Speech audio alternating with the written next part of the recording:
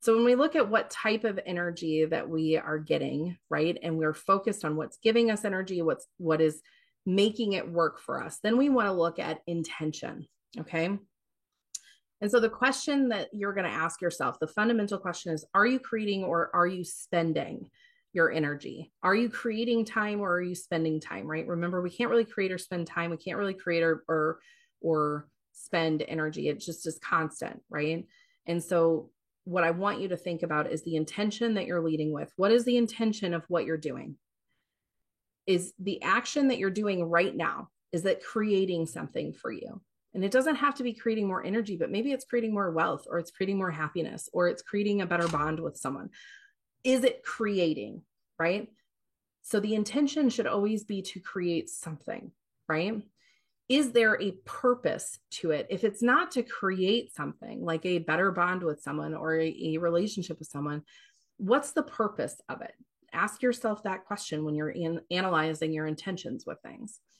And then I want you to think about, is it a meaningful action, right? So I don't know about you guys, but I hate doing finances. It drives me insane. I hate touching it. I hate dealing with money. If I could just barter my way out of things, if I had any sort of natural skill set other than what I'm doing right now, I would do that, right? I would barter my way around things. So because I don't know how to grow things, make things, or do anything of the sort, I have to really look at what my meaningful action is, right? What does this mean for me if I'm doing it, right?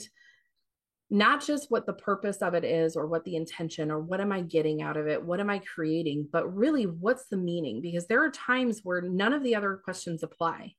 I'm not creating anything.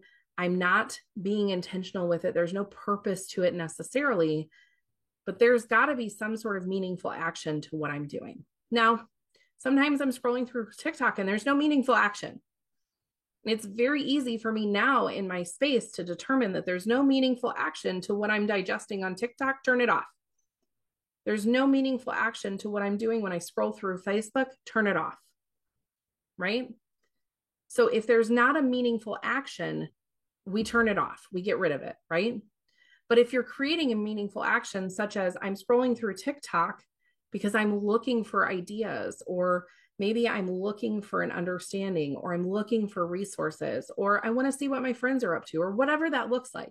If there is a meaningful action, even if it doesn't give you an immediate purpose or an immediate intention or an immediate source of energy, if there's a meaningful action that will eventually lead to one of those things, keep doing it. There's a reason for it. And you want to look at, are you creating the results in your life that you want, right? So you have a subset of beliefs and a vision that you want. As we form our intention, what are you creating? What are the results that you're creating in doing the things that you're doing? Okay. If you're not creating, what are you spending? Right. And that's what aimless scrolling on TikTok looks like, aimless wandering around, right? If there's just absolutely no reason for what you're doing and it just happens, that's how we get into ruts, right? That's how we get into that space where like we feel like we can't get out of it, right? We've been scrolling TikTok for an hour and a half and we're bored out of our minds, but we don't know what else to do.